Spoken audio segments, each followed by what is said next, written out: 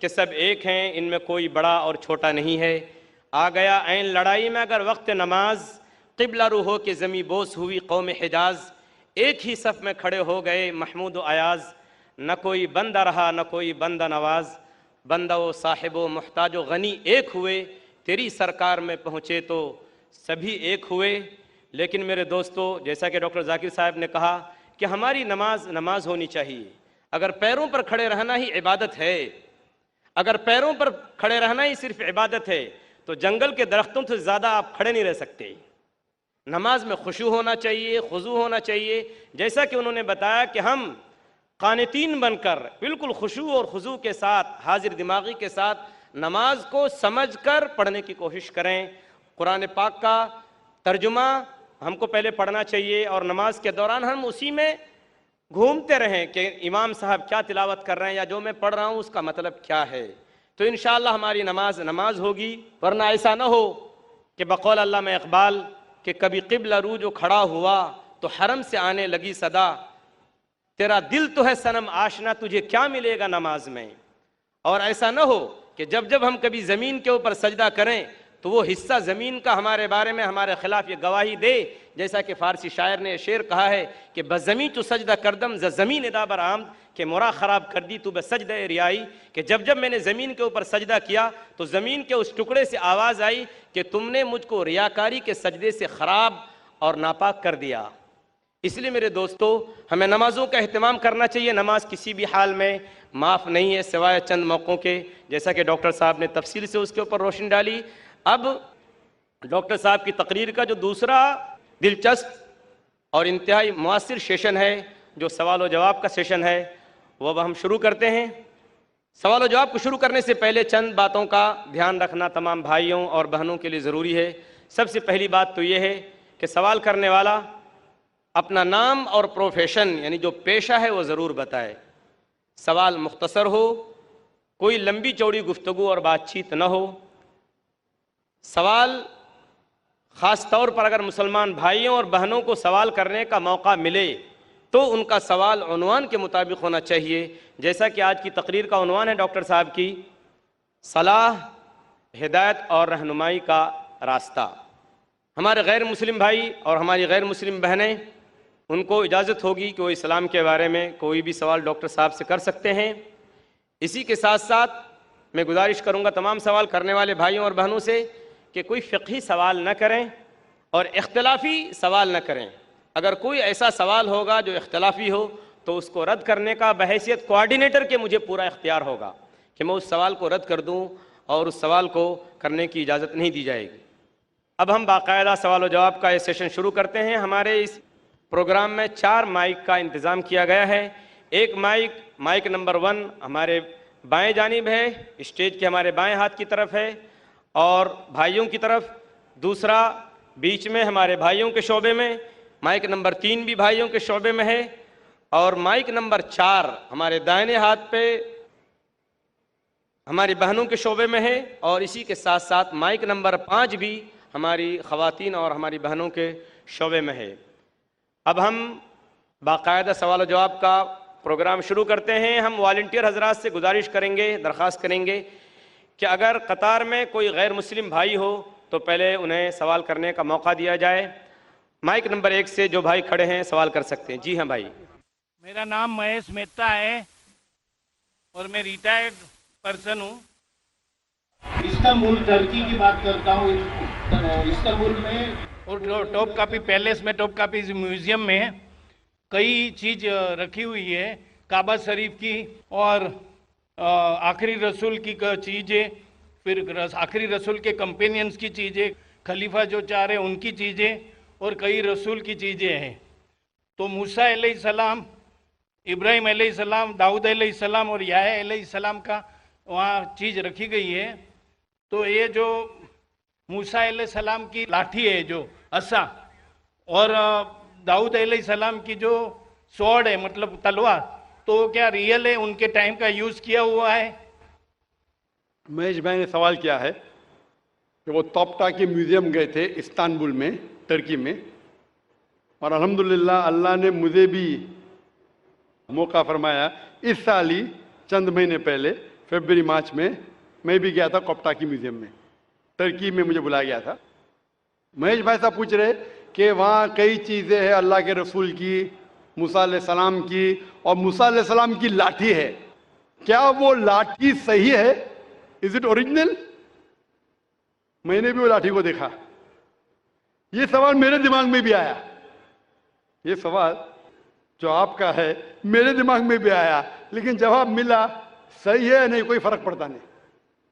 लाठी सही है या गलत फर्क नहीं पड़ता है, फर्क ये पड़ता है कि अल्लाह ने जो हिदायत दी इस कुरान में वो सही है, वो महफूज है। वो लाठी से दीन जरा भी बदलेगा नहीं। हिस्टोरिकल वैल्यू हो सकती है, उसमें कई चीजें हैं, जैसा आपने कहा खुलफा राशिदीन के, हजरत अबू बकर, हजरत उमर रज़ियल्लाहु अन्हु, उनके कई चीजें, लेकिन इससे हमें कोई फर्क नहीं पड़ता। हिस्टोरिकल वैल्यू शायद जानने के लिए क्या करने पड़ेगा, क्योंकि मैं भी माशाल्लाह एक मेडिकल डॉक्टर हूँ, साइंस के तालिब इल्म हूँ, आपको करने पड़ेगा कार्बन डेटिंग। कार्बन डेटिंग एक टेक्नोलॉजी है C14, वो कार्बन डेटिंग से हमको पता चल सकता है कि वो चीज है वो कितनी पुरानी है। तो अगर हम कार्बन डेटिंग करते हैं उस लाठी पे और फिर पता लगता है कि वो हजारों साल पुरानी है, मूसा अलैहिस्सलाम कितने हजार साल पहले हमें पता ही नहीं। कुरान में इसका जिक्र है, बाइबल के जरिए पता चलता है कि वो तकरीबन 1400 साल ईसा अलैहिस्सलाम के पहले आए। ईसा अलैहिस्सलाम तकरीबन 2000 साल पहले आए, तो बाइबल के मुताबिक मूसा अलैहिस्सलाम 3400 साल पहले आए। लेकिन कुरान में इसका जिक्र ने कौन से दौर में आए, और अगर बाइबल का हवाला लेंगे तो साइंटिफिकली मैच होती ही नहीं, कभी फ्लड आया कभी इजिप्ट, अनसाइंटिफिक है। तो आपको पहले कार्बन डेटिंग करने पड़ेगा उस लाठी पे। इन लोग इजाजत देंगे क्या नहीं मुझे पता नहीं। उस कार्बन डेटिंग करने के बाद आपको पता चलेगा कितने साल, लेकिन मुझे अभी भी नहीं पता एग्जैक्टली कितने साल पहले मूसा अलैहिस्सलाम आए। लेकिन एज ए हिस्टोरिकल रिकॉर्ड कोई करना चाहता कर सकता है, लेकिन मुझे एज ए मुस्लिम मेरे ईमान में कोई फर्क नहीं पड़ता है। मूसा अलैहिस्सलाम का जो जिक्र कुरान मजीद में वो सही है, और जो हिदायत जो मूसा अलैहिस्सलाम के जरिए में मिली, अल्लाह ताला जो देता है मूसा अलैहिस्सलाम के जरिए, वो मुझे पता है, उसके ऊपर अमल करना चाहिए। वो लाठी सही है क्या नहीं है, वो खुलफा राशिदीन की चीजें सही है क्या नहीं है, हमें कोई फर्क नहीं पड़ता है, और फर्क नहीं पड़ना चाहिए। हमें देखना चाहिए उनका पैगाम क्या है और उनके पैगाम पे अमल करना चाहिए। Hope the answer the question. Mic number 2 में जो भाई हैं सवाल कीजिए। My name is Rohit Gandhi. I am second year engineering of VXTC. I want to ask that is Salah is important that much that can we leave our colleges and lectures? It's possible that we have lectures and classes all the time, so we should leave that. Or my second question is the Sunni and that Shia are not joining the in Salah, so what should be done with them? How we can improve them? Rohit भाई ने 2 सवाल पूछा है। सवाल का जवाब देने से पहले मैं ये दरख्वास्त करना चाहूँगा मेरे गैर मुसलमान भाइयों और बहनों से, आपके पास अगर कोई भी सवाल है जो पूछना चाहते हैं, चाहे इस्लाम के ताल्लुक़ हो या दीगर मज़ाहिब के ताल्लुक़ हो, हिंदुइज़म के बारे में या क्रिश्चियनिटी के बारे में, ईसाईयत के बारे में, आप बिना झिझक यहाँ पूछ सकते हैं। हम खुली आज़ादी देते हैं हमारे गैर मुसलमान भाइयों और बहनों को कि आप जो भी सवाल पूछना चाहते हैं इस्लाम के मुताल्लिक, ये आपका सुनहरी मौका है। ऐसा मौका हमेशा नहीं आता। अक्सर मजहबी लेक्चर तकरीर के बाद खुला सेशन नहीं होता है जहां आप कोई भी सवाल पूछ सकते हैं, चाहे इस्लाम के बारे में हो, हिंदुइज्म के बारे में हो, क्रिश्चियनिटी के बारे में हो, जुडाइज्म के बारे में हो। आप अगर मेरे बात से मुत्तफिक नहीं है फिर भी आप बोल सकते कि जाकिर मैं इस बात से मुत्तफिक नहीं हूं, और आप पूछ सकते। कोशिश करूंगा कि जो भी थोड़ा बहुत इल्म मुझे है मैं कोशिश करूंगा आपकी गलतफहमी दूर करूं।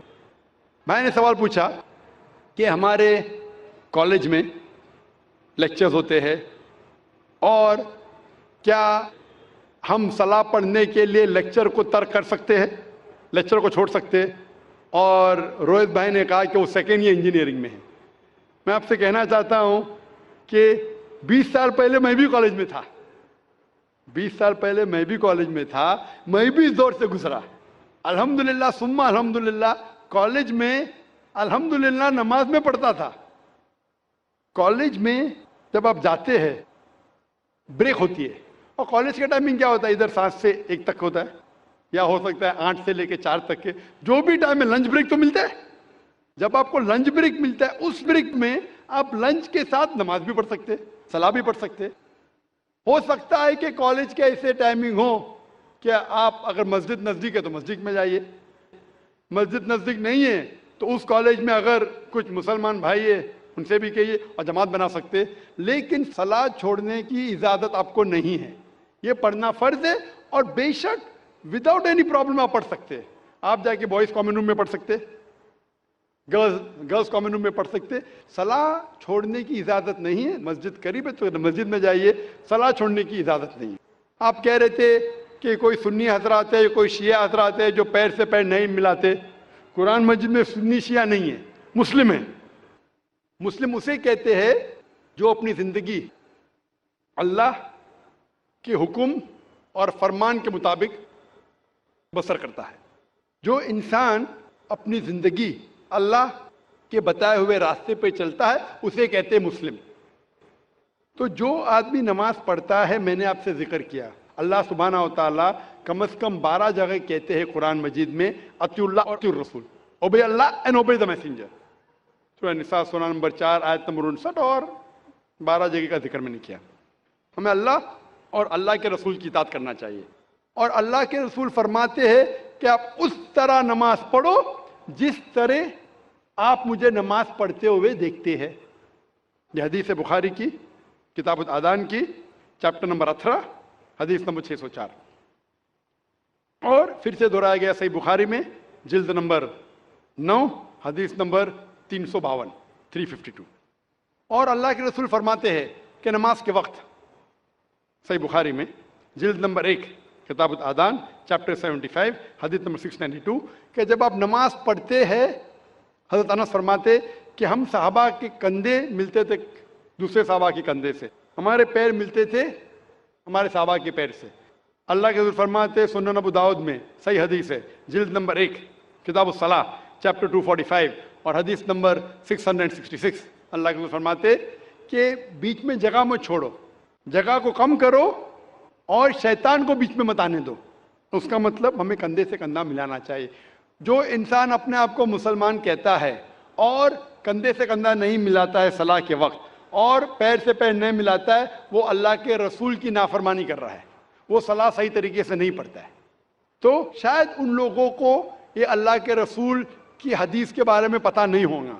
تو ہماری کوشش ہے کہ ان مسلمان کو بتائے کہ اللہ کے رسول کی حدیث ہے کہ کندھے سے کندھا ملاؤ, پیر سے پیر ملاؤ, نماز پڑھتے وقت یہ فرض ہے.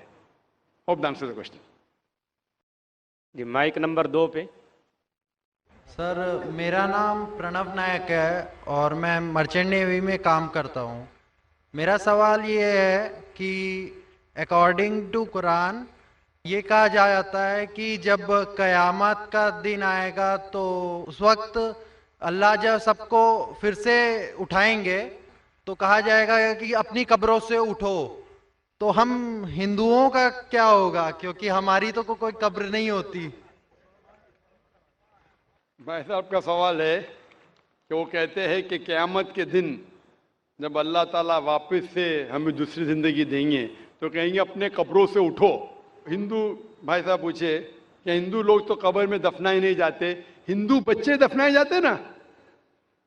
ہندو بچے ہندو مذہب میں چھوٹا بچہ ہے اس کو جلایا نہیں جاتا, اس کو دفنایا جاتا ہے. پھر بھی کئی مسلمان ہیں جو ڈوب کے مرتے, جو جل کے مرتے, ان کو بھی دفنایا نہیں جاتا ہے جن کی ہمیں ملتی نہیں. یہ جب اللہ تعالیٰ کہیں گے کہ پھر سے ہم زندگی دیں گے, ضرور نہیں کہ آپ قبر میں سے لے آ جائیں گے. جو بھی انسان مر چکا ہے اس کے نئی زندگی دی جائیں گے. قرآن مجید میں اللہ تعالیٰ فرماتا ہے کہ اللہ اس میں جان ڈالیں گے, پھر موت دیں گے, پھر سے جان ڈالیں گے. تو اللہ جان ڈالیں گے, چاہے وہ قبر میں ہے, چاہے جلایا گیا ہے, چاہے ڈوب گیا ہے, جو بھی حالت میں ہے اللہ اس انسان میں پھر سے جان ڈالیں گے. اور اللہ تعالیٰ کو جان ڈالنا بہت آسان ہے, چاہے آپ دفنائے گئے ہیں یا چاہے جلا دیے گئے. اللہ تعالیٰ فرماتے جب غیر مسلم کے اعتراض کرتے اللہ سے اور اللہ سے پوچھتے ہیں کہ جب آپ دفنائے جائیں گے اور قیامت کے روز جب انسان اٹھائے جائیں گے تو اللہ تعالیٰ ان کو ہڈیاں کو کیسے جوڑیں گا؟ جیسے آپ پوچھ رہے نا، اللہ تعالیٰ جو قبر میں ان کو اٹھائیں گا، ہم قبر تو نہیں گئے، تو لوگ پوچھتے ہیں، قرآن مجید میں کا ذکر ہے سورہ قیام میں، سورہ نمبر 75 آیت نمبر 3-4 میں، کہ اللہ تعالیٰ ہڈیاں کو کیسے جوڑیں گا؟ تو اللہ تعالیٰ فرماتے ہیں اللہ ہڈیاں کو ہی نہیں جوڑ سکتا ہے، آپ کے انگلیوں کے پور پور کو جوڑ سکتا ہے، انگلیوں کے پور پور۔ آپ سوچتے ہیں اللہ تعالیٰ کیوں کہتا ہے کیا انگلیوں کے پور پور کو جوڑ سکتا ہے؟ آج کی سائنس یہ کہتی ہے، سر فرانسس گولٹن ایک سائنٹسٹ ہے جو سن 1880 میں ایک ڈسکوری کیے کہ فنگر پرنٹنگ میتھڈ، کہ دو انسان کروڑوں لوگوں میں بھی ان کے فنگر پرنٹ یکساں نہیں ہو سکتے، تو اللہ تعالیٰ فرماتے ہڈیوں کو تو چھوڑو، میں آپ کے انگلیوں کے پور پور کو اکٹھا کر سکتا ہوں اور ہو بہو ویسے پیدا کر سکتا ہوں۔ تو اللہ کے لیے پھر سے جان ڈالنا بہت آسان ہے، چاہے وہ انسان دفنایا گیا ہے یا جلایا دیا گیا ہے یا ڈوب کے مرا ہے، اللہ کو پھر سے جان ڈالنے میں، چاہے وہ مسلمان مرا یا ہندو مرا یا عیسائی مرا، اللہ کو جان ڈالنے میں بہت آسان ہے، کن فیکن، اور پھر سے ہمیں نئی زندگی دی جائیں گی اور پھر حساب کتاب کیا جائے گا، اور حساب کتاب میں اگر آپ اللہ کے احکامات پہ عمل کیے تو انشاءاللہ آپ جنت میں جائیں گے، اس دنیا کے امتحان میں سفلتا پائیں گے، لیکن اگر ان کے احکامات پہ آپ نے نہیں چلے، ان کے مطابق نئی زندگی بسر کرے تو آپ اس زندگی میں سفلتا نہیں پائیں گے۔ Hope the answer the question. Mic number 3 سے میں کوئی غیر مسلم بھائی ہوں؟ بیکسن جارج، اور میں اسٹوڈنٹ ہے۔ سر ایکچولی یہ ریلیجن ہونا ہی نہیں چاہیے میرے خیال سے، تو یا تو بہت سارا وار ہوتا ہے، آپ نے بولا بردرہوڈ ہوتا ہے، تو ایکچولی یہ ریلیجن نہیں رہے گا تو یہ بردرہوڈ ریفر نہیں رہے گا، ہیومینٹی رہے گا، نہیں تو وار بھی نہیں رہے گا، تو ریلیجن ہونا ہی نہیں چاہیے کانسیپٹ۔ ریلیجن کیوں ہوتا ہے؟ کیا آپ ہیلپ کریں گے اس کے لیے؟ بھائی صاحب کا سوال ہے کہ ریلیجن ہونا ہی نہیں چاہیے، یہ مذہب ہونا ہی نہیں چاہیے، یہ مذہب کی وجہ سے وار ہوتا ہے، جھگڑا ہوتا ہے، آپ کہتے بھائی چارہ بڑھتا ہے، وار ہوتا ہے، صرف ہیومینٹی ہونا چاہیے۔ بھائی صاحب نام کے بیکسن جارج۔ کون سے مائکروفون پہ؟ ہاتھ اوپر کریں گے؟ جارج بولیے سر۔ پیچھے والی مائکروفون۔ جارج بھائی صاحب سے پوچھوں گا، یہ کہتے کہ مذہب ہونے کی وجہ سے لڑائی ہو رہی، بھائی صاحب کیا میں آپ سے لڑ رہا ہوں؟ بھائی صاحب نہیں نہیں کیا میں آپ سے جھگڑ رہا ہوں؟ نہیں سر۔ ہاں کہ نہیں؟ نہیں سر۔ آپ سمجھتے میں مذہبی ہوں؟ ہاں سر۔ ہوں نا؟ تو میں کیا آپ سے لڑ رہا ہوں؟ جو صحیح مذہب کو جانتا ہے، سچا مسلمان ہے، وہ عام طور پہ جھگڑا نہیں کرے گا، کیونکہ قرآن مجید کی آیت ہے سورہ مائدہ کی سورہ نمبر 5 آیت نمبر 32 میں لکھا ہے کہ اگر کوئی بھی مسلمان، چاہے مسلم ہو یا غیر مسلم ہو، اگر کسی کا قتل کرتا ہے، چاہے مسلم یا غیر مسلم کا، بنا کوئی وجہ کے، قتل کے بدلے قتل، یا اگر اس نے اس زمین پہ if he has caused corruption in the land، ان دو وجہ کے علاوہ اگر کوئی انسان دوسرے انسان کا قتل کرتا ہے، گویا کہ ایسے ہے کہ سارے انسانیت کا قتل کر رہا ہے۔ میں آپ کو ایک مثال دوں گا، جب میں نے لیکچر دیا تھا ٹیررزم مسلم مونوپولی، تو اکثر جیسا ہمارا سیشن ہوتا ہے کہ غیر مسلم کو پہلے چانس دیا جاتا ہے، تو جب میں کہہ رہا تھا اسلام کے بارے میں، اسلام کی کیا رائے ہے دہشت گردی کے بارے میں، جہاد کے بارے میں، تقریر کے دوران میں مثال دے رہا تھا کہ مسلمان ٹیررسٹ نہیں ہوتے اکثر، اور اسلام مذہب ٹیررزم کے خلاف ہے، دہشت کے خلاف ہے۔ سوال جواب کے موقع پہ ایک ہندو نے مجھ سے سوال پوچھا کہ ذاکر بھائی، جو گجرات میں ہوا، جو مسلمانوں کے ساتھ جو غلط ہوا، جو مسلمان عورت کے ساتھ بلاತ್ಕಾರ ہوا، اگر میں ہوتا تو میں بھی ہندوؤں کو یہاں چن چن کے مارتا تھا۔ تو جو مسلمان ہندو کو اگر ٹرین بلاسٹ میں کوئی ہندو مرا اور مسلمان نے کیا تو میرے نزدیک صحیح ہے۔ یہ ہندو مجھ سے کہہ رہا ہے کہ میرا جذبہ بھی، اگر کوئی میری بہن کا بلاತ್ಕಾರ کرے تو میرا جذبہ بھی جاگے گا اور میں بمبئی میں ہندو کا قتل کروں گا۔ کون کہہ رہا ہے؟ ہندو مجھ سے کہہ رہا ہے۔ تو میں اس کو جواب دیتا ہوں، بھائی صاحب آپ بالکل صحیح کہتے ہیں، عام انسان یہی سوچیں گا، عام انسان یہی سوچیں گا، اور آپ عام انسان جیسے سوچ رہے ہیں، اور سب پبلک میں تالیاں بج رہی تھی، لیکن میں عام انسان نہیں ہوں، میں مسلمان ہوں، میرا مذہب، میرا قرآن، میرا رب مجھے اجازت نہیں دیتا ہے اگر کوئی ہندو نے کسی مسلمان کا قتل کیا ہے یا کوئی عورت کا بلاత్కాر کیا ہے، میں وہی مذہب کے انسان کو بمبئی میں اس کا قتل نہیں کر سکتا ہوں، یہ اجازت ہی نہیں ہے۔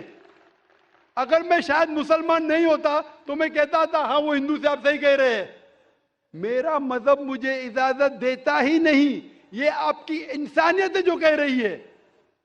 مسلمان ہونے کے لیے انسان ہونا فرض ہے، لیکن اسلام انسانیت سے اونچا ہے۔ کیونکہ میں مسلم ہوں، کتنا بھی جذبہ مجھ میں ہوگا، لیکن میں میرے رب، میرے خالق، میرے اللہ سبحانہ و تعالیٰ کے حکم کے خلاف نہیں جا سکتا ہوں۔ جو شخص نے کوئی مسلم عورت کا بلاత్కాر کیا اس کو پکڑو اور اس کو پولیس کے حوالے کرو، پکڑ کے سزا دو، لیکن دوسرے انسان کو وہی مذہب کے اگر میں قتل کروں گا یہ بالکل اسلام کے خلاف ہے۔ آپ سوچئے، ہندو کے رشتہ دار سوچنے لگیں گے نا یہ کیسا مسلمان، کیسا اسلام مذہب ہے، میرے بھائی نے کیا غلطی کیا تھا کہ اس کا قتل ہوا؟ مذہب نہیں سکھاتا آپس میں بیر رکھنا، ہندی ہے وطن ہے ہندوستان ہمارا۔ آپ جو کہہ رہے انسانیت کا سبق جو کہہ رہے آپ، انسانیت اچھی چیز ہے لیکن اسلام انسانیت سے اوپر ہے، اسلام انسانیت سے اور اونچا ہے۔ اور جب آپ مذہب سیکھیں گے تو کئی چیز جو انسان جذبے سے کرتا ہے جو غلط ہے، اگر آپ سچے مذہبی ہے تو یہ غلط نہیں کہیں گے، یہ غلط کام کبھی بھی نہیں کہیں گے۔ جو لوگ مذہب کے نام پہ غلط کام کرتے ہیں ان کو دوشی ٹھہرائیے، میں آپ کے ساتھ ہوں، لیکن کہنا کہ مذہب کے وجہ سے یہ دنگے فساد ہوتے ہیں اور جنگ ہوتی ہے، بالکل غلط۔ میں پوچھنا چاہتا ہوں، آپ ہسٹری میں پڑھیے، ہسٹری میں پڑھیے اشوکا نے جب لاکھوں لوگ کا قتل کیا کون سے مذہب کا تھا؟ وہ کون سے مذہب کا تھا؟ اس کا مذہب ہی نہیں تھا۔ جتنے لوگ اکثر قتل کرتے وہ نام کے لیے ہوں گے، کرسچین یا بدھسٹ یا کوئی مسلم ہوں گا، لیکن وہ مذہب کو فالو ہی نہیں کرتے۔ آپ تاریخ میں دیکھیے، آپ تاریخ اگر دیکھیں گے، میں پوچھنا چاہتا ہوں کہ جتنے قتل آج ہو رہے ہیں، جتنے قتل آپ دیکھتے ہیں کہ یہ قتل کیوں ہو رہے؟ امریکہ افغانستان پہ حملہ کیوں کیا؟ کیوں کیا؟ مذہب کے لیے۔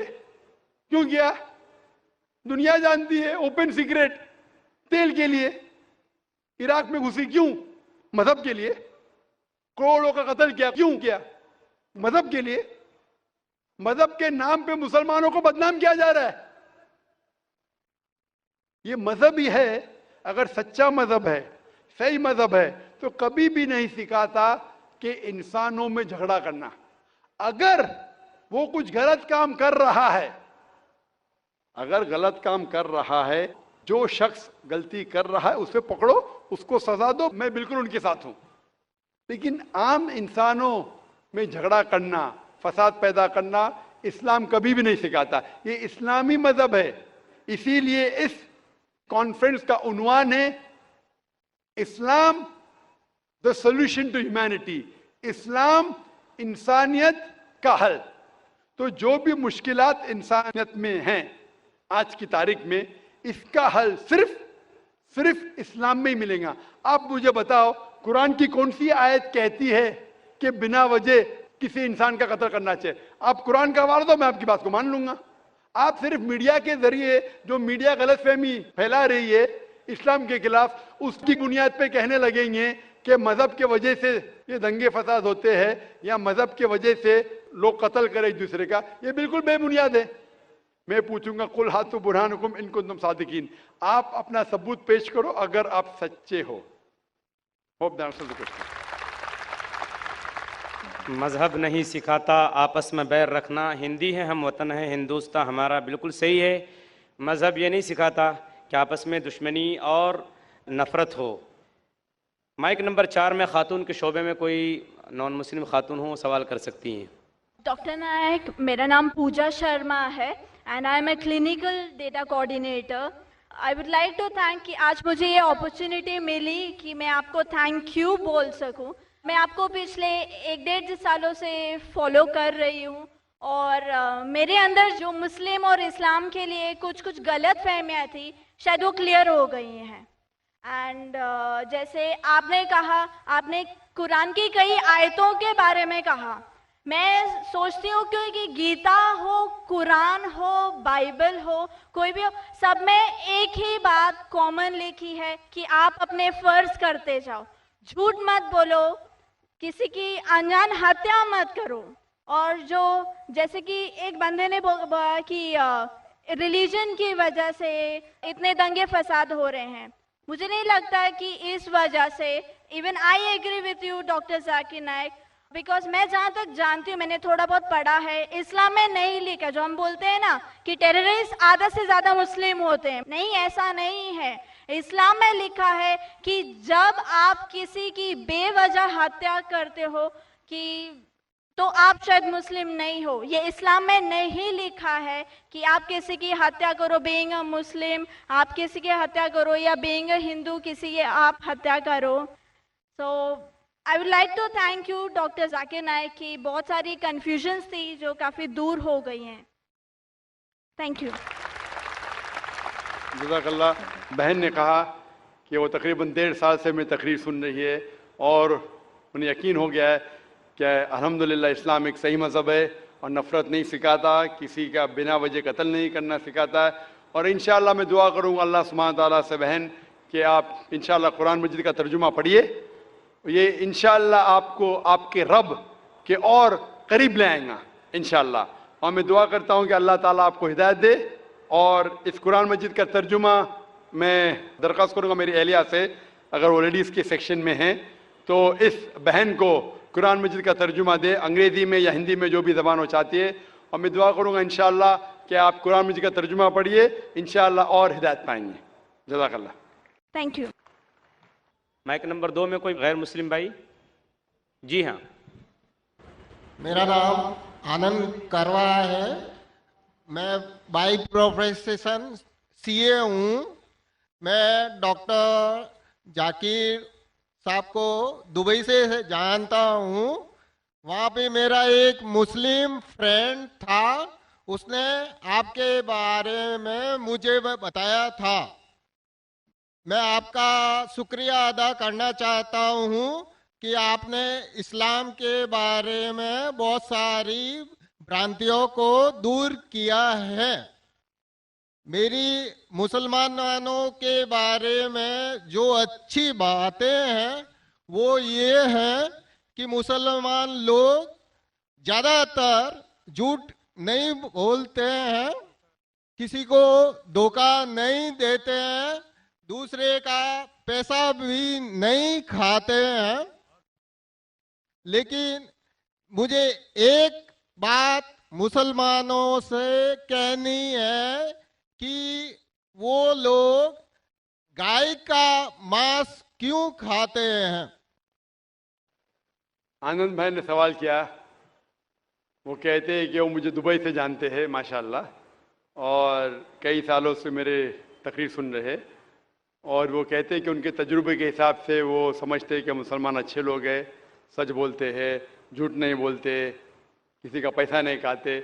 लेकिन एक उनको मुसलमानों के बारे में एक चीज़ जो खटकती है कि मुसलमान गाय का गोश्त क्यों खाते, वो उनका सवाल है. मैं पहले बोलना चाहता हूँ भाई साहब आनंद जी कि एक मुसलमान अच्छा मुसलमान रह सकता है 100% शाकाहारी होने के बाद भी. अ मुस्लिम can be a good Muslim even by being a pure vegetarian. शुद्ध शाकाहारी होने के बाद भी एक मुसलमान 100% अच्छा मुसलमान रह सकता है. लेकिन क्योंकि अल्लाह सुब्हानहू व तआला हमारा रब, हमारा खालिक, कुरान मजीद में अल्लाह ताला फरमाते हैं सूरह माइदा में सूरह नंबर 5 आयत नंबर 1 में अल्लाह ताला फरमाते कि आप उन 4 पायों जानवरों का गोश्त खा सकते हैं जिनकी हमने इजाजत दी है. अल्लाह ताला फरमाते सूरह नहल में सूरह नंबर 16 आयत नंबर 5 में कि आप कैटल का गोश्त खा सकते हैं. कुरान में जिक्र आता है सूरह मोमिनून में सूरह नंबर 23 आयत नंबर 21 में कि आप कैटल में से आपको मिलता है दूध, उनमें से मिलती है आपको गर्मी और आप इनका गोश्त खा सकते हैं. तो जब अल्लाह सुब्हानहू व तआला हमारा खालिक, हमारा मालिक کہتا ہے کہ آپ گوشت کھا سکتے، تو کیوں ہمیں نہیں کھانا چاہیے؟ میں آپ کو کوشش کروں گا بتانے کے لیے کہ آج کی سائنس یہ کہتی ہے کہ ہمارے جسم میں ہم کو پروٹین کی ضرورت ہے، کم از کم 23 امینو ایسڈ کی ضرورت ہے. یہی 23 میں سے 8 امینو ایسڈ ہمارے جسم میں نہیں بنتے. اس کے لیے فرض ہے کہ یہ ہمارے کھانے میں ہمیں یہ امینو ایسڈ ملنا چاہیے. کوئی بھی شاکاہاری، کوئی بھی بھاجی پالا نہیں ہے جس میں آٹوں کے آٹوں امینو ایسڈ موجود ہے. فلیش میں، گوشت میں آٹو امینو ایسڈ موجود ہے. اسے سائنس کہتی ہے کمپلیٹ پروٹین، کمپلیٹ فوڈ. آج سائنس یہ کہتی ہے کہ فلیش فوڈ میں، گوشت میں پروٹین ہے، نیاسن ہے، وائٹامن B1 ہے. اس سے صحت اچھی بنتی ہے. اور آج آپ دیکھیں گے جو جانور جو شاکاہاری ہوتے ہیں، جو صرف بھاجی پالا کھاتے ہیں، بھیڑ، بکری، گائے، آپ دیکھیں گے ان جانوروں کے دانت ان کے چپٹے ہیں، ان کے پاس ہربیورس سیٹ آف ٹیتھ ہے. یہ صرف بھاجی پالا کھاتے، گوشت کھا ہی نہیں سکتے. جب آپ دیکھیں گے مانساہاری جانور کے دانت، شیر ببر، چیتا، ان کے نوکیلی دانت ہوتے ہیں. یہ صرف گوشت کھاتے ہیں، بھاجی پالا کھا ہی نہیں سکتے.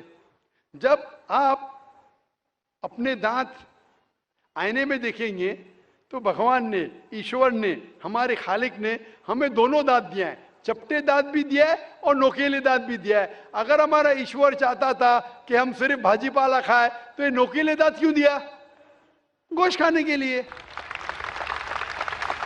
آج کی سائنس کہتی ہے کہ جو ڈائجسٹو سسٹم ہے ہربیورس اینیمل کا، گائے، بھیڑ، بکری کے، وہ صرف بھاجی پالا ڈائجسٹ کر سکتے، گوشت کو ڈائجسٹ کر ہی نہیں سکتے. جو ڈائجسٹو سسٹم کارنیورس اینیمل کا ہے، چیتا، شیر ببر، یہ صرف گوشت ڈائجسٹ کر سکتے، بھاجی پالا نہیں.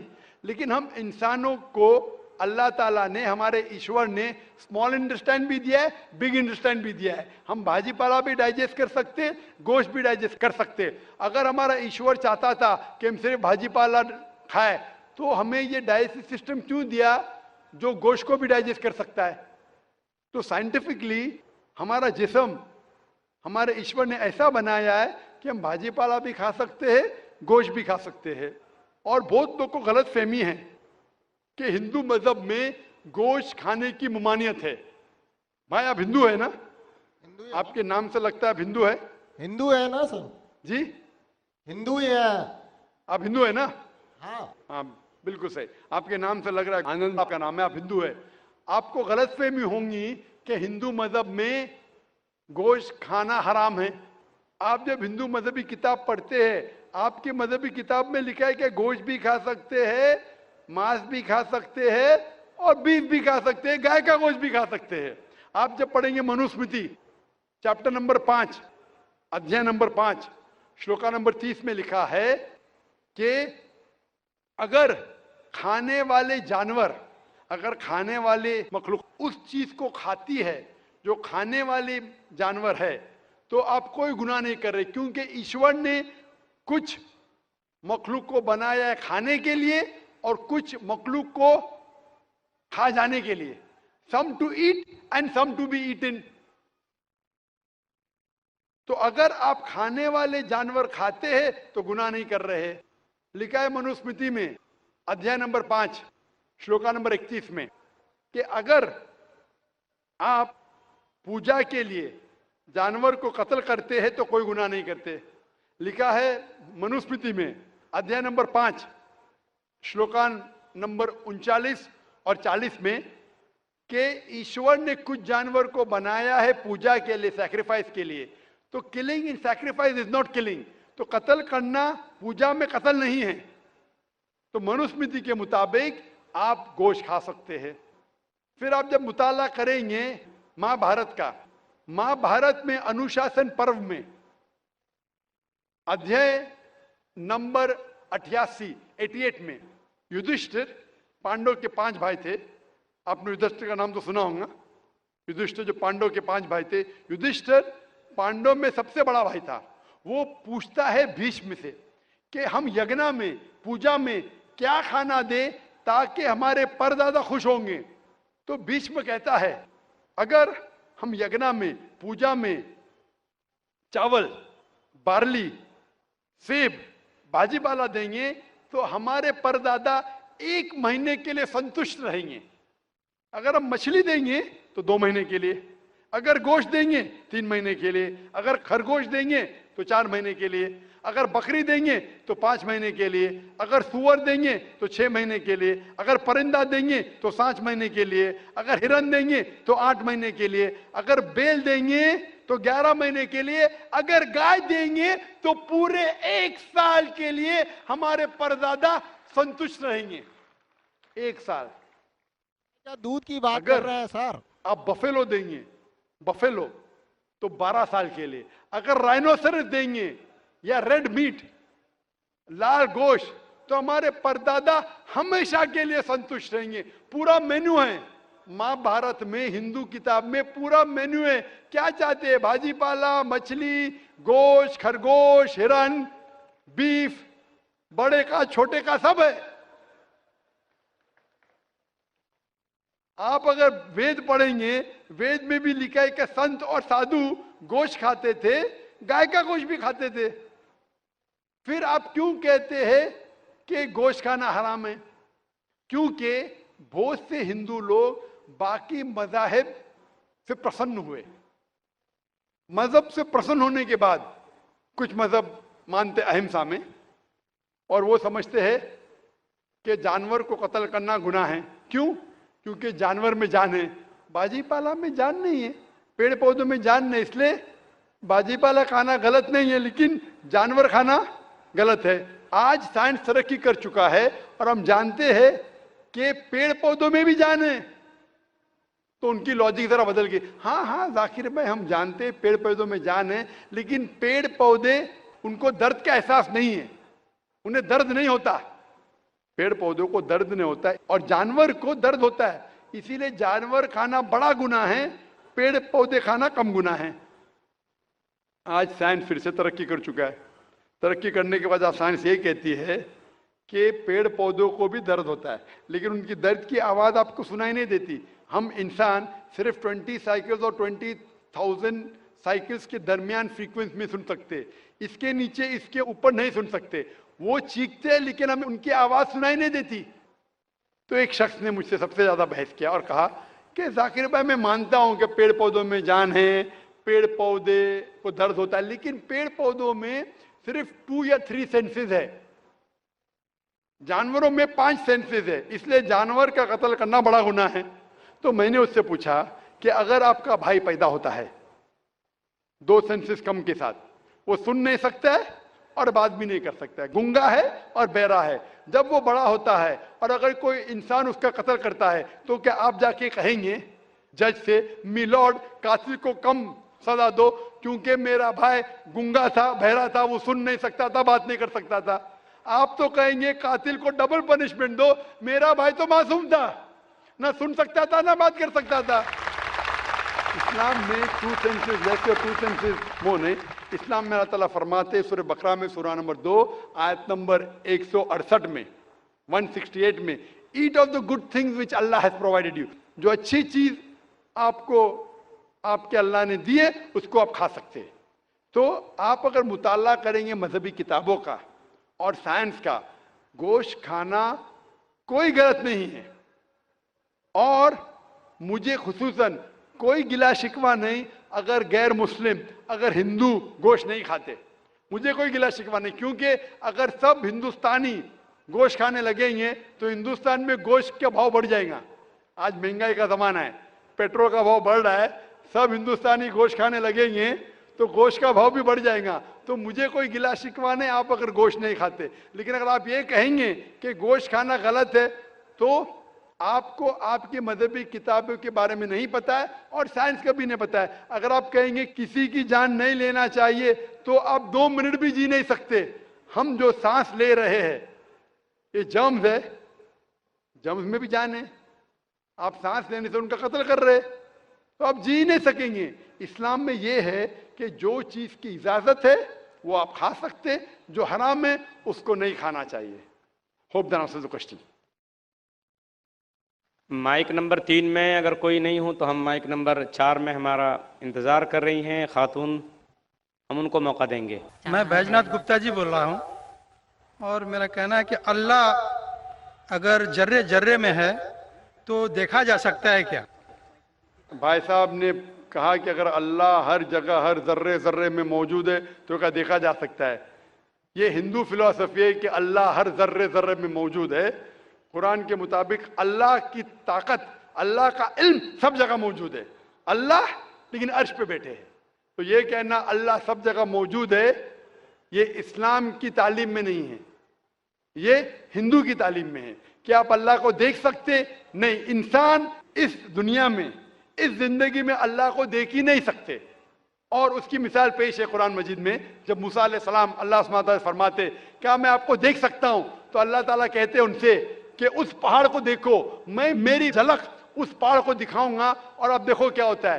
تو اس پہاڑ کو جب اللہ تعالیٰ صرف جھلک دکھاتے ہیں تو موسیٰ علیہ السلام اس پہاڑ کو دیکھ کے بے ہوش ہو جاتے، اللہ کو تو دیکھا نہیں انہوں نے، صرف پہاڑ کو دیکھ کے بے ہوش ہو جاتے ہیں۔ تو انسان اس زندگی میں اللہ سبحانہ و تعالیٰ کو نہیں دیکھ سکتا ہے۔ انشاءاللہ اگلے زندگی میں انشاءاللہ جب ہم جنت میں جائیں گے وہاں انشاءاللہ ہم اللہ کا وجہ دیکھیں گے۔ یہ کئی حدیث میں اس کا ذکر ہے کہ ہم اللہ کا چہرہ دیکھیں گے۔ اسی لیے ہم کوشش کرتے ہیں کہ اللہ کے احکامات پہ عمل کریں، اس دنیا کے امتحان میں سفلتا پائے، انشاءاللہ جنت میں جائیں گے اور وہاں اللہ کا وجہ دیکھیں گے، اللہ کا چہرہ دیکھیں گے۔ ہوپ دان سے کوشچن۔ جی مائک نمبر 4 میں جو خاتون ہے سوال کر سکتی ہیں۔ میرا نام رامیشوری شاہو ہے۔ میرے لڑکے نے اسلام دھرم اپنایا ہے، ہم ہندو دھرم کو مانتے ہیں، تو بچے لوگ کون سا دھرم مانیں گے؟ بہن کا سوال ہے کہ وہ ہندو دھرم میں مانتی ہے تو بچے لوگ کون سے دھرم میں مانیں گے؟ آپ نے آپ لڑکے نے اسلام دھرم سے شادی کر لی ہے، آپ کے بیٹے نے اسلام دھرم اپنا لیا ہے، اپنا لیا ہے، تو آپ کا سوال کیا ہے ابھی؟ تو بچے لوگ کون سا دھرم مانیں گے؟ آپ نے کہا کہ آپ کے بیٹے نے اسلام دھرم قبول کر چکا ہے، تو کون سے بچے؟ اس کے بچے یا آپ کے بچے؟ میرے بچے، اس کے بچے۔ آپ نے کہا کہ آپ کے بیٹے نے اسلام دھرم قبول کر چکا ہے تو مسلم ہو گیا ہے، شادی کر لی ہے، اسلام دھرم قبول کر چکا ہے، اس کے بچے کیا دھرم مانیں گے؟ سب سے پہلے میں یہ آپ سے کہنا چاہتا ہوں کہ اللہ کے رسول فرماتے ہیں کہ ہر بچہ جب پیدا ہوتا ہے وہ دین الفطر میں پیدا ہوتا ہے۔ ہر بچہ چاہے وہ ہندو کے گھر میں پیدا ہو یا عیسائی کے گھر میں یا یہودی کے گھر میں، جب بچہ پیدا ہوتا ہے وہ دین الفطر میں پیدا ہوتا ہے، مطلب وہ مسلم جیسا پیدا ہوتا ہے۔ مسلم کے معنی جیسے میں نے کہا ہے، مسلم کے معنی اپنی زندگی اللہ کے احکام کے مطابق بسر کرنا۔ تو جب بچہ پیدا ہوتا ہے اس کی ساری خواہش اللہ کے مطابق ہے۔ تو ہر بچہ جب پیدا ہوتا ہے، چاہے مسلمان کے گھر میں پیدا ہو، چاہے ہندو کے گھر میں پیدا ہو، چاہے عیسائی کے گھر میں پیدا ہو، چاہے یہود کے گھر میں پیدا ہو، وہ پیدا ہوتا ہے مسلم جیسا، وہ مسلم ہوتا ہے۔ اس کے بعد اللہ کے رسول فرماتے کہ اپنے والدین کے ذریعے، اپنے ٹیچر کے ذریعے، اپنے دوستوں کے ذریعے ہو سکتا ہے وہ شرک کرنے لگے، وہ آگ کی عبادت کرنے لگے، اس وقت وہ غیر مسلم ہوتا ہے۔ اسی لیے اگر کوئی غیر مسلم بنتا ہے، convert is a wrong word, convert کہنا غلط لفظ ہے، کنورٹ مطلب ایک طریقے سے دوسرے طریقے جانا، صحیح لفظ ہے ریورٹ۔ ریورٹ مطلب وہ اصل میں مسلمان تھا، پھر غیر مسلم بنا، پھر سے مسلمان بنا۔ اسلامی تعلیمات کے مطابق ہر انسان جب پیدا ہوتا ہے مسلم پیدا ہوتا ہے۔ آپ نے کہا کہ آپ کے بیٹے نے اسلام قبول کر چکا ہے، شادی کر چکا ہے، بچہ کیا ہے؟ بچہ مسلم ہوگا، وہ الگ بات ہے۔ اگر اس بچے پہ کوئی دباؤ ہے یا کوئی غلط ہدایت دی جائیں گی، ہو سکتا ہے وہ بت پرستی کرنے لگے، ہو سکتا ہے وہ آگ کی عبادت کرنے لگے، پھر وہ مسلم سے غیر مسلم ہوگا۔ ہر بچہ جو پیدا ہوتا ہے وہ مسلم پیدا ہوتا ہے، اللہ کے احکامات کے اوپر عمل کرتا ہے، اس کے بعد بڑے ہونے کے بعد دوسرے کے انفلوئنس کی وجہ سے شاید وہ غلط راستے پہ جا سکتا ہے، لیکن ہر بچہ پیدا ہوتا ہے مسلم جیسا۔ Hope the answer the question. Mic number 5 میں اگر کوئی خاتون ہوں غیر مسلم تو سوال کریں، نہیں تو مائک نمبر 1 میں ایک غیر مسلم بھائی ہمارا انتظار کر رہے ہیں۔ جی ٹھیک ہے، مائک نمبر 2 سے سوال کر لیجیے۔ Namaste, my name is Pratik Sriranga Barge and I am student of 11th standard and I am in Swami Vivekananda College, Chembur. First of all, I would like to say this is my first time to attend this type of event and I am glad to say मुझे sir जी का जो speech था वो बहुत अच्छा लगा और मेरे मन में इस्लाम धर्म के बारे में जो गलत फहमियाँ थी वो एक चुटकी में ख़त्म हो गई। और मेरा पहला सवाल सर जी से ये है कि भगवान और अल्लाह एक ही है और मेरा दूसरा सवाल ये है कि अगर पहले एक सवाल का जवाब ये कर लीजिए फिर इंशाल्लाह दूसरा सवाल करें। भाई साहब ने कहा कि वो पहली बार ऐसे मजमे में मौजूद है और बहुत खुश है, एक चुटकी में उसके सारे गलत फहमियाँ इस्लाम की दूर हो गई। अल्हम्दुलिल्लाह, अल्लाह ताला आपको हिदायत दे। और उसका सवाल है कि क्या भगवान और अल्लाह एक ही है? इस सवाल के दो रुख हो सकते हैं, दो रुख। आप कॉमर किधर लगाते वो इंपॉर्टेंट है। अल्लाह और भगवान एक है? हाँ एक है, एक ही है, दो तो नहीं है। अगर कहेंगे कि अल्लाह और भगवान यकसा है तो सवाल दूसरा रुख ले लेता है। इसका जवाब अगर आप पूछना चाहते हैं कि अल्लाह और भगवान एक है तो बेशक एक है। अगर आप पूछना चाहते हैं जो अल्लाह और भगवान, जो हिंदू लोग जो भगवान में मानते हैं और मुसलमान जो अल्लाह में मानते वो एक है, तो मेरा जवाब इसमें ये कि अगर आप सही तरीके से हिंदू धर्म की किताबों का मुताला करेंगे और सही तरीके से इस्लाम धर्म की किताब का मुताला करेंगे तो दोनों यकसा है, वही है। लेकिन अगर जो मजहब के धर्म अधिकारी है उनकी बात सुनेंगे जो किताबों के हवाले से दूर है, किताब के पैगाम से दूर है, तो हो सकता है आपको गलत राय मिलेंगी। जैसे मैंने फरमाया था मेरे तकरीर में कि कुरान में लिखा है सूरह इखलास में सूरह नंबर 112 आयत नंबर 1 में कुल हुवल्लाहु अहद, कहो कि अल्लाह एक है। उसी तरीके से आप जब हिंदू मजहब की किताब का मुताला करते हैं, आप पढ़ते हैं, उसमें लिखा है छंदोग्य उपनिषद में अध्याय number 6 section number 2 shloka number 1 में लिखा है एकम एविदित्यम, भगवान एक है, ईश्वर एक है, दूसरा नहीं है। लिखा है श्वेताश्वेतर उपनिषद में चैप्टर नंबर 6 श्लोका नंबर 9 में नाचस्य कसिज जनिता न चदीपा, उस भगवान के कोई वालिदैन नहीं है, कोई रब नहीं है। भगवान का कोई माँ नहीं है, कोई वालिद नहीं है, कोई सुपीरियर नहीं है। लिखा है श्वेताश्वेतर उपनिषद में चैप्टर नंबर 4 श्लोका नंबर 19 में नात्यस्य प्रतिमा अस्ति, उस ईश्वर की कोई प्रतिमा नहीं। प्रतिमा का मतलब है अक्स, painting, picture, portrait, statue, idol. उस भगवान की कोई प्रतिमा नहीं, कोई पिक्चर नहीं, कोई पेंटिंग नहीं, कोई अक्स नहीं, कोई फोटोग्राफ नहीं, कोई आइडल नहीं, कोई स्टैच्यू नहीं। ये दोहराया गया है यजुर्वेद में चैप्टर नंबर 32 श्लोका नंबर 3 में न तस्य प्रतिमा अस्ति, उस ईश्वर का कोई अक्स नहीं, कोई प्रतिमा नहीं, कोई पिक्चर नहीं, कोई पेंटिंग नहीं, कोई फोटोग्राफ नहीं। तो जब आप मुताला करेंगे हिंदू मजहबी किताब का और कुरान का, हिंदू मजहबी किताब का ब्रह्म सूत्र में कहा गया है एकम ब्राह्म द्योत्या नास्ते नीना नास्ते किंचन, भगवान एक ही है, दूसरा नहीं है, नहीं है, नहीं है, जरा भी नहीं है। There is only one God, not a second one, not at all, not at all, not in the least bit. तो जब हम इस्लाम और हिंदू मजहबी किताब का मुताला करेंगे हमें पता चलता है कि ईश्वर, अल्लाह, भगवान, खालिक, मालिक एक ही है। और उस खालिक, मालिक, ईश्वर, भगवान, अल्लाह का कोई अक्स नहीं, कोई पेंटिंग नहीं, कोई मूर्ति नहीं, कोई फोटोग्राफ नहीं। हमें सिर्फ उस अकेले ईश्वर अल्लाह की इबादत करना चाहिए। Hope the answer the question. मैं इंतहाई अदब के साथ अपने मुसलमान भाइयों और बहनों से गुजारिश करता हूं कि देखिए आप और हम सब मेज़बान की हैसियत रखते हैं और जितने हमारे गैर मुस्लिम भाई आए हैं, जितनी गैर मुस्लिम बहनें आई हैं, वो हमारे लिए मेहमान की हैसियत रखते हैं। इसलिए हमारी ज़िम्मेदारी है अखलाक़ी, ईमानी, इस्लामी और इंसानी कि हम उनको मौका दें, हम अपने मेहमान की इज़्ज़त करें और उनको सवाल करने का मौका दें, पहले हमारे गैर मुस्लिम भाइयों को और हमारी गैर मुस्लिम बहनों को। मुझे उम्मीद है कि आप हमारी इस गुजारिश को कबूल करेंगे और इस पर अमल करने की कोशिश करेंगे। माइक नंबर 1 में कोई भाई खड़े हैं, आप सवाल कीजिए। इस्लाम कहता है कि एक ही बार आदमी पैदा होता है, एक ही बार मरता है और बाद में क़यामत होती है।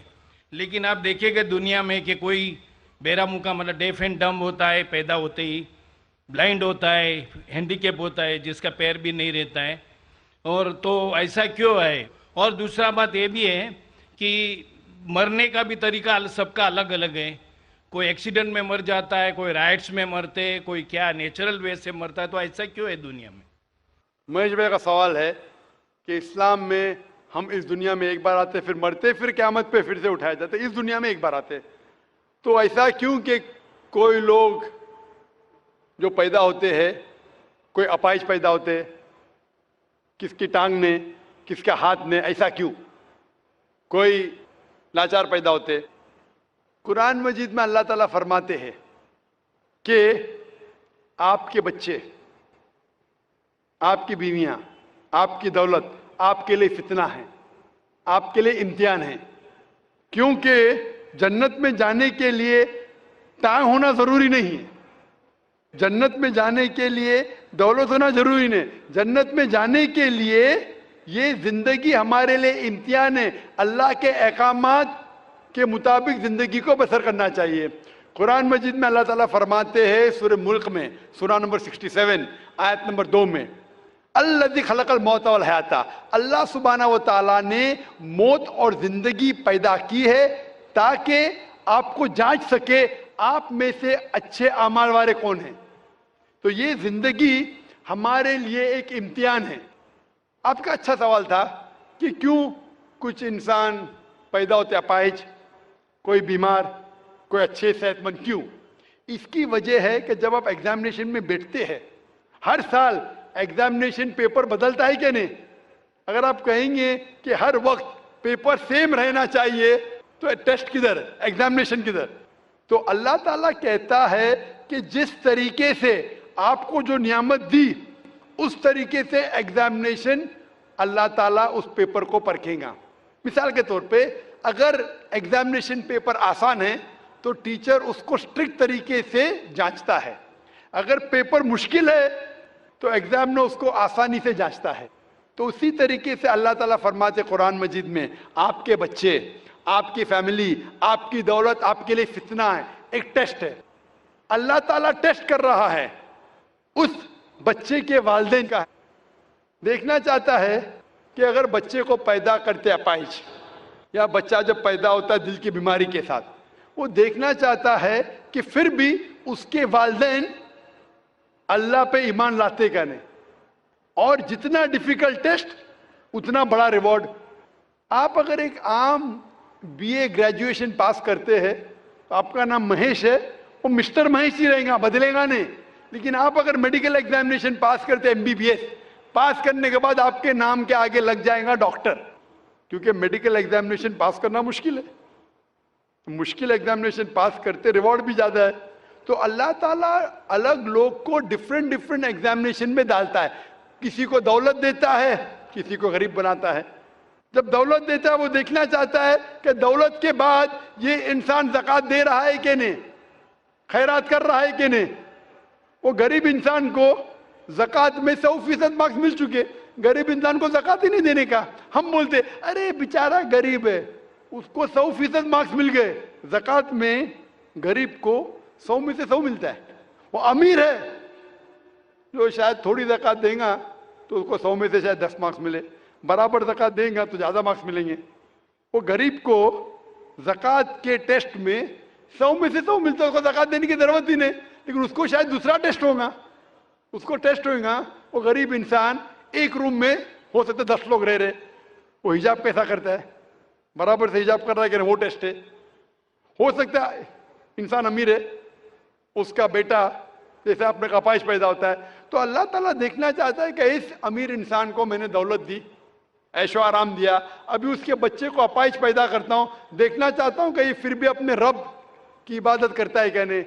जो आदमी कमजोर है वो बोलेगा अरे क्या ये अल्लाह ताला, नौज़ुबिल्लाह, मेरे लिए क्यों ये मुश्किल पेश आता है। जो सच्चा मोमिन रहेगा वो कहेंगे अल्हम्दुलिल्लाह, फायदा होगा तो भी अल्हम्दुलिल्लाह, नुकसान होगा फिर भी अल्हम्दुलिल्लाह। ये मोमिन की जांच है। तो ये दौलत, गरीबी, सेहत, अपाहिज, दिल की बीमारी, ये टेस्ट है। इसीलिए हमें उन लोगों को देखना चाहिए, उन लोगों को मत देखो जो आपके ऊपर है। आप उन लोगों को मत देखो जो आपके ऊपर है। मैं कह रहा था ना, मिसाल दे रहा था, वो गांव का आदमी देखता है गाड़ी चाहिए, फ्लैट चाहिए, बंगला चाहिए, फिर से गांव में आ जाता है। उन लोगों को देखो जो आपके नीचे है। और एक अंग्रेजी में कहावत है जो मैं उर्दू में तर्जुमा करूंगा। एक शख्स हमेशा रोता था कि क्यों मेरे पास जूती नहीं है, क्यों मेरे पास जूती नहीं है। जब भी उसने एक इंसान को देखा जिसके पैर ही नहीं थे, अल्लाह से शिकायत करता था मेरे पास जूतियां क्यों नहीं है। जब उसने इंसान को देखा जिसके पैर ही नहीं थे, वो अल्लाह का शुक्र अदा, कम से कम मेरे पैर तो है। तो अल्लाह ताला डिफरेंट लोग को डिफरेंट इम्तिहान ले रहा है। किसको दौलत, किसको गुर्बत, किसको सेहत, किसको बीमारी, जो भी है। अगर आप जिस हालत में हैं, अगर अल्लाह हमारे खालिक का कहना मानते तो इस दुनिया में सफलता पाएंगे। ये हमारे लिए इम्तिहान है दुनिया। जिस तरीके से सूरह मुल्क में कहा गया है, सूरा नंबर 67 आयत नंबर 2, अल्लाह ने जिंदगी और मौत बनाई है जांचने के लिए आप में से कौन शख्स अच्छा है। Hope the answer the question.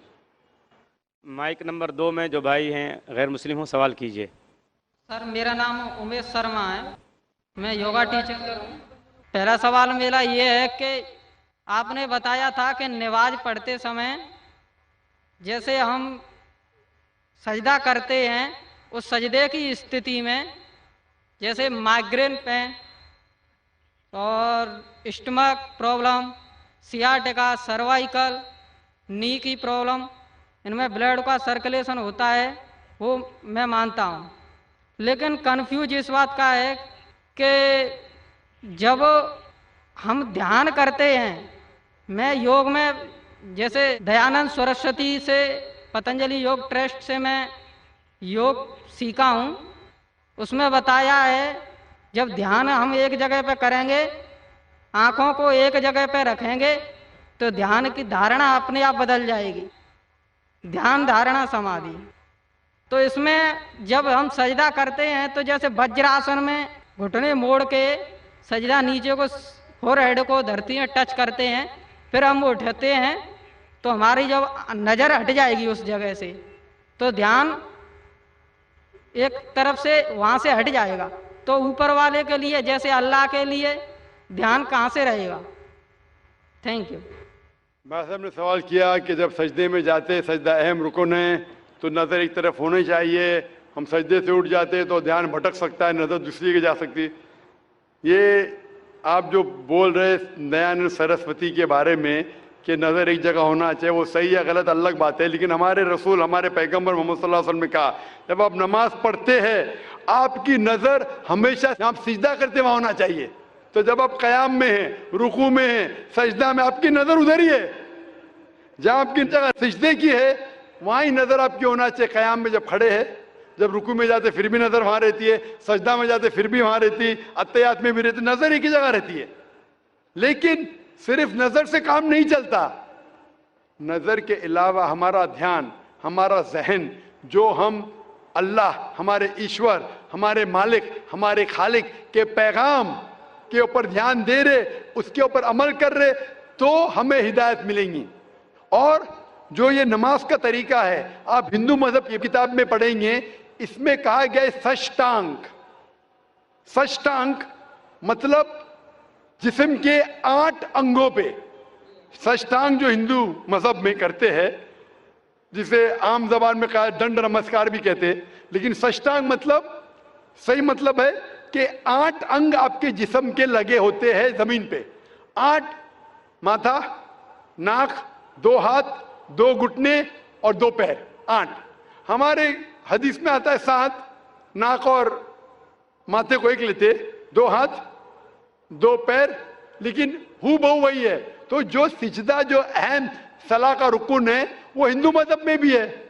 आप जब जाएंगे क्रिश्चियन बाइबल में, क्रिश्चियन बाइबल में लिखा है कि जितने पैगंबर अल्लाह के आए वो सारे पैगंबर ने सिजदा किया। आप अगर पढ़ेंगे book of genesis chapter number 17 verse number 3 में लिखा है कि इब्राहिम अलैहिस्सलाम मुंह के बल गिरे, लिखा है बुक ऑफ नंबर्स में चैप्टर नंबर 20 वर्स नंबर 6 में क्या मूसा अलैहि सलाम और हारून अलैहि सलाम मुंह के बल गिरे।